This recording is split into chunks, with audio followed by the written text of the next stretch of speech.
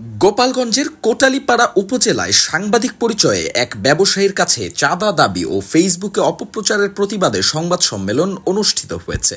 সোমবার বিকেলে 4:30টার দিকে পশ্চিমপাড় উপজেলা সদরে অবস্থিত মোল্লা প্লাজায় এই সংবাদ সম্মেলন অনুষ্ঠিত হয়। সংবাদ সম্মেলনে লিখিত বক্তব্যে ব্যবসায়ী হান্নান মোল্লা বলেন, গত 24 আগস্ট তিনি চায়ের দোকানে চা খেয়ে তার ব্যবসা প্রতিষ্ঠানে ফেরার পথে উপজেলা চত্বরে পৌঁছালে সাংবাদিক মাহবুব সুলতান তাকে ডেকে বলেন, ভাই, আপনি তো অনেক বড় ব্যবসা করেন, অনেক বাড়ি ও গাড়ির মালিক। এ সময় ব্যবসায়িক হান্নান মোল্লা তাকে ডাকার কারণ জানতে চাইলে সাংবাদিক মাহবুব সুলতান বলেন, আপনি সরকারি রাস্তার উপর 6তলা ভবন নির্মাণ করেছেন, এজন্য আমাকে 10 লক্ষ টাকা দিতে হবে, তা না হলে আপনাকে আমি দেখিয়ে দিব বলে হুমকি দেয়।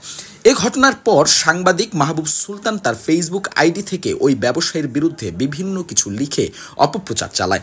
ওই ব্যবসায়িক আরও বলেন, আমি সরকারি রাস্তার পাশে ব্যক্তি মালিকের জায়গা ক্রয় করে সুনামের সাথে ব্যবসা প্রতিষ্ঠান পরিচালনা করে আসছি। সাংবাদিক তার চাহিদা মতো 10 লক্ষ টাকা চাঁদা না পেয়ে আমার বিরুদ্ধে যে অপপ্রচার চালিয়েছে তা সম্পূর্ণ মিথ্যা ও ভিত্তিহীন। আমি এর তীব্র নিন্দা ও প্রতিবাদ জানাই। তথ্য ও ভিডিও চিত্রে বিস্তারিত জানাচ্ছিলাম আমি দীপ্পু নূর, রূপান্তর সংবাদ নিউজ ডেস্ক।